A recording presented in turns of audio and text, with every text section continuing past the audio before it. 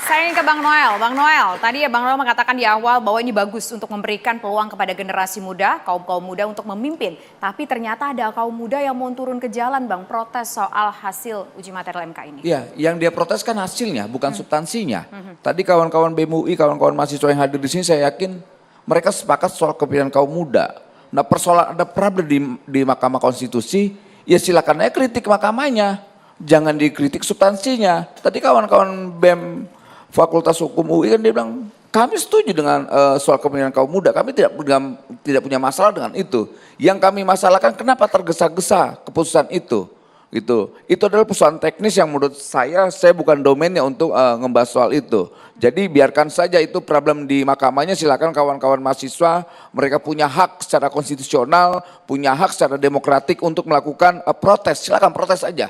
Itu hak kawan-kawan dan itu harus kita dukung. Jangan dibiarkan yang namanya kekuasaan itu ugal-ugalan, entah itu di eksekutif, yudikatif atau di legislatif.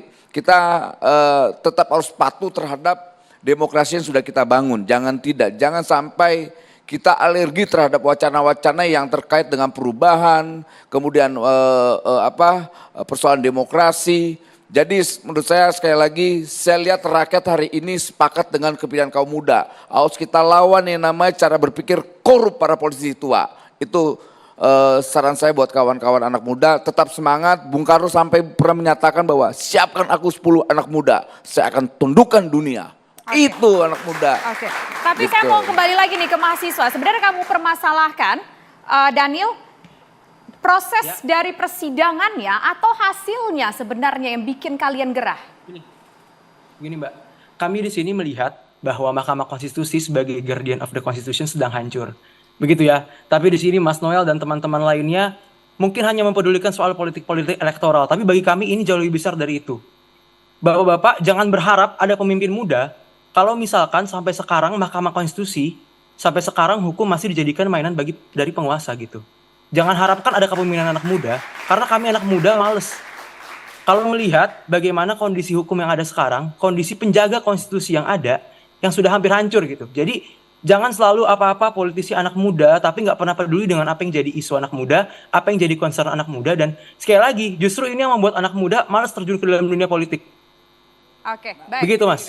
Nah inilah tugas kawan-kawan mahasiswa, tugas-tugas anak muda. Setiap kita punya tugas sejarah. Saya ketika masih muda dan mahasiswa, saya menentukan pilihan politik saya di 98. Tumbanglah Orde Baru. Nah hari ini kawan-kawan mahasiswa BEM UI, lawan aja.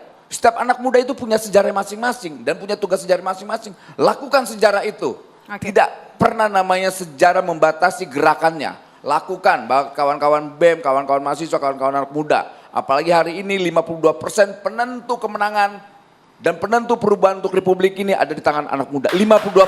Oke, baik. Nah sekarang saya mau ke Bang Ferry. Bang Ferry, ini di ujung-ujung agak sedikit membingungkan ya. Ada yang mengkritik MK-nya, tapi juga tampaknya setuju dengan hasilnya. Bang Ferry melihatnya bagaimana? Oh, tidak bisa. Dalam berbagai konsep hukum dan demokrasi, proses juga berkaitan dengan hasil. Kalau prosesnya sudah salah, hasilnya sudah pasti salah, meskipun terlihat benar. Jadi harus kita baca putusan MK ini, labirin relasi kekeluargaannya luar biasa, dan akibatnya putusannya juga harus dinyatakan ini ada kepentingan keluarga di dalamnya.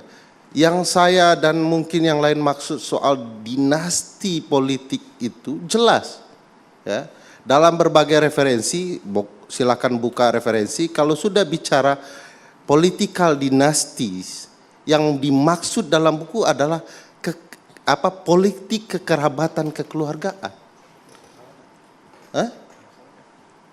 Iya, masalahnya besar karena itu bukan pilihan kita. Bang, jadi kan diceritakan dalam buku itu adalah kalau memberi ruang-ruang lebih banyak untuk kepentingan keluarga daripada kepentingan umum itu salah. Yang kita permasalahkan, tunggu dulu. Sebentar Bang Noel, kita dengar dulu. Silakan. Keluarga istana pasti. Yang mana keluarga istana biar kita tahu. Baik itu Gibran, Kaisang, Bobi, semua ada. Kepentingannya apa?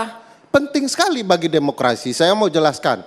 Kalau konstitusi kita bilang setiap orang berhak berpartisipasi dalam pemerintahan, itu artinya Negara harus memberikan ruang yang sama bagi setiap orang untuk berpartisipasi dalam pemerintahan. Kalau kemudian apa yang diputuskan MK, sistem politik kita memberikan ruang kepada generasi tertentu karena relasi kekeluargaan, itulah political dynasties. Kita tidak sama sekali membicarakan monarki sistem, karena itu bukan sistem kita. Bapak ibu bangsa kita sudah wanti-wanti, termasuk Bung Besar, Bung Karno. Seluruh ibu bapak bangsa kita bicara, kita tidak akan memilih sistem monarki karena itu bukan pilihan kita. Kita juga tidak pilih pilihan barat, tidak pilihan timur, tapi pilihan kita sendiri sebagai negara merdeka. Pilihannya tidak mengistimewakan anak siapapun. Silakan Bang Noel, tampaknya ingin menambahkan. Nah inilah insinuasi yang seperti ini yang akhirnya tidak ada. mendidik. Saya menyebutkan konstitusi, silakan Bang sebutkan Apa kepentingan Pak konstitusinya. Jokowi? Oh sangat besar kepentingannya. Anaknya Baik, Bang diberikan Ferry. tempat, ketua MK adalah iparnya. Tempatnya yang di mana? Ini ruang untuk mencalonkan menjadi presiden, Bang. Lah, Oke, salah atau silakan tidak? Bang Noel. Bang Noel. Salah besar Salahnya kalau di mana? politik dinasti. Gini, tinggal Kenapa gini. Kalau tidak nggak semua setuju, orang punya tolak. Loh, Kan hari ini dari begitu, nggak dari susah. dari Secara kemarin saya moral nggak menolak, susah kok. hari ini saya menolak. Yang aneh adalah Problemnya apa? orang-orang demokratis bicara demokrasi dikaitkan dengan reformasi, tapi tidak bicara tegas soal penolakan regenerasi yang sifatnya dinasti. Bung, justru kita Sebentar, menolak kita yang namanya dinasti politik. Noel, saya Tapi kasih kenapa jalan diam tengah. ketika Sebentar, ada Bang. praktek politik dinasti yang sudah berlaku puluhan tahun di partai politik pada diam. Tapi ketika Pak Jokowi melakukan hal ini, itu Kita menjadi sasaran menolak tembak. Kita mau dinasti dengar partai suara Bang politik Luhut dari dulu deh. lama, Bang. Kenapa persoalan Rempang pada diam, persoalan anak Pak Jokowi Baik, pada Bang, diam? Bang, ini Saya semakin mau kasih melebar, jalan tengah. semakin melebar. Kita Gini, fokus gini. dulu ini soal pro dan kontranya. Saya 1 menit aja. Itu. 30 second. Saya mau ambil yang menyangkut pemuda tadi. Kita ini hipokrit sebenarnya. Kalau bicara untuk memperjuangkan aspirasi kaum muda, perjuangkan Iya. presidensial threshold 20% itu dihapus. Nah itu sepakat, nah itu Iya kan? kayak begitu substansi itu. Berarti yang MK setuju. memutuskan sesuatu yang benar-benar untuk menghapus diskriminasi. Jadi ada kerancuan. Jadi kita kembali ke pokok masalah supaya jangan kita terjebak. Ya. Memang lembaga ini menjadi sorotan serius hari ini MK. Bisa saja ini adu domba yang dilakukan dari kelompok mana kita tidak tahu. Iya. Bisa merugikan Presiden Jokowi, bisa merugikan partai Nah. politik, bisa merugikan semua yang berbincang di sini. Menurut saya, Oke, dihapus Bang Ruhut. saja. Kalau Baik, memang Bang sudah Ruhut. bikin rumit, hapus. Hapus Oke. MK aja. Kalau Oke, soal baik. Bang ambang Ferry, kita batas tahan itu, dulu, kita dengar suara Bang sebentar Ruhut Pak, kalau soal ambang batas pencalonan presiden itu putusan MK bilang open legal policy. Oh gitu ya? Oke, baik. Bang Ruhut, silakan Bang Ruhut, komentar Anda. Terima kasih Mbak. Apa yang dikatakan adik kita BEM FHUI itu benar.